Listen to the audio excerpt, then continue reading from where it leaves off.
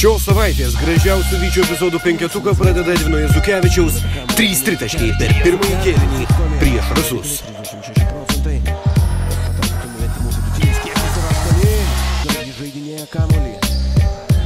Jazukevičius dar 3. Edvinas Jazukevičius kala tolimą metimą. Ketvirtoje vietoje Rokas Stankevičius pademonstruoja, kaip pučiami varžovų metimai, o iš arti tai matęs Remigijus Trakimas vėliau išrašo dar galingesnį bloką. Prieš Marijampolės Sūduvą buvo pirmos iškrentančių dėl lygų krepšininkų užuomazgos.